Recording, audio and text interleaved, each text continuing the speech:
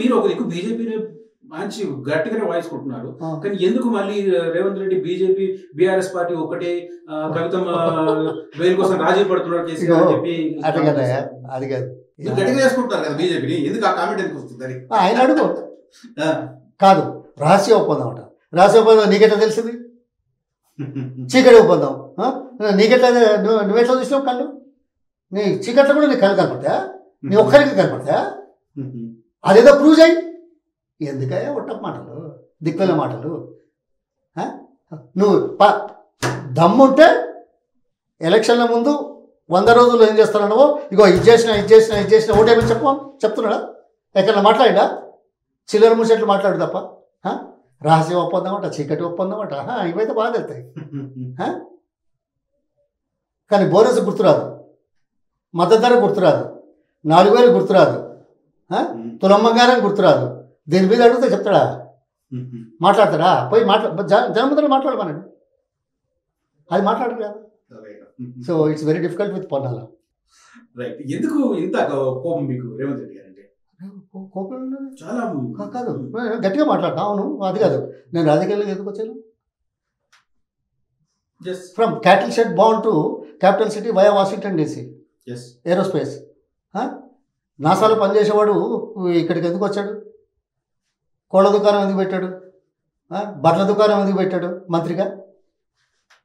22,000 మంది రైతులకు అక్కడ ఇది ప్రజలు అంటే నాలాంటి వాళ్ళు ఎంతోమంది ఉన్నారు గ్రామీణ ప్రాంతంలో. వాళ్ళకు ఉపాధి కలిగించడానికి కొంత సమయం చేసి ప్రైవేట్గా, తర్వాత ప్రభుత్వ పరంగా.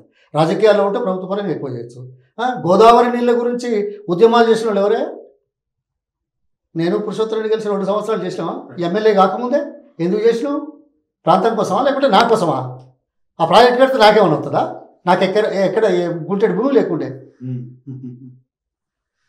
మా అమ్మ కూలి చేసింది, నేను రూపాయి నెలకు పని చేసిన గ్రంథాలయంలో. ఓహో, లక్ష్మగాడు ఎగురుతాడు అన్నారు సోషల్గా, కొద్దిగా మంచిగా ఉంటాయి చదువులో. ఇంజనీరింగ్ సీట్ వస్తే లక్ష్మయ్య ఇంజనీరింగ్ కూడా చదువుతాడా? అమెరికా పోతే మన లక్ష్మణ్ ఎప్పుడు వస్తాడు, నేను తెస్తాడు అన్నారు. అదే జనం, అదే కోణం, సోషల్ కోణం. లక్ష్మగాడు లక్ష్మయ్య లక్ష్మణ, ఇది మన సమాజం. ఈ సమాజంలో ఇంతో అంతో మన జీవితకాలంలో కొద్ది చేద్దామనే తలంపుతోటి రాజకీయాలకు వచ్చినాం. కానీ పివి గారిని అనుసరించినాం. కానీ ముఖ్యమంత్రి కావాలా, ఇది కావాలా, వీళ్ళంతా ఎక్కడ పన్నారు? భూస్వాములు ఎట్లా రజాకారులతో పోయి ఎవరైనా కొట్లాడిరా? ఈ మార్మాలు పెద్ద పెద్ద మాటలు మాట్లాడేవాళ్ళు.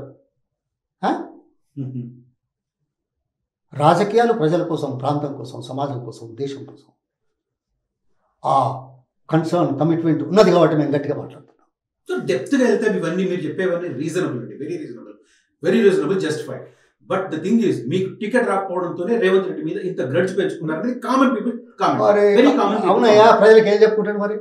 ఆయనకు టికెట్ వస్తుందో రాదో అని పోయిండని చెప్పుకోకపోతే ఇంకేమైనా చెప్తారా? ఇవి చెప్తారా?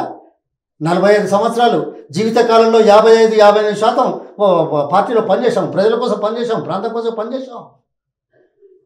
అయితే కనీసం మాట్లాడే అవకాశం లేదా? సూచనలు, సలహాలు కూడా ఇవ్వాల్సిన అవసరం లేదా? గుర్తింపు లేదా? గౌరవించడం లేదా? దేనికోసమయ్యా? ఒక మనిషి జీవితంలో 55% సమయము ప్రజల కోసం, ప్రాంతం కోసం, అభివృద్ధి కోసం చేశాం. గోదావరి నీళ్ళు ఇచ్చాం, డైరీలు పెంచాము గ్రామీణ ప్రాంతాల్లో. ఫిషరీస్ మినిస్టర్గా first time in the history of India world bank పోయి హ్యాచరీస్ తీసుకొచ్చాం. ఫస్ట్ టైం నాగార్జున సాగర్ ఏది కట్టాం. కానీ 50 సంవత్సరాల కాలువలు ఎటు పడితే అటే అయిపోయినాయి.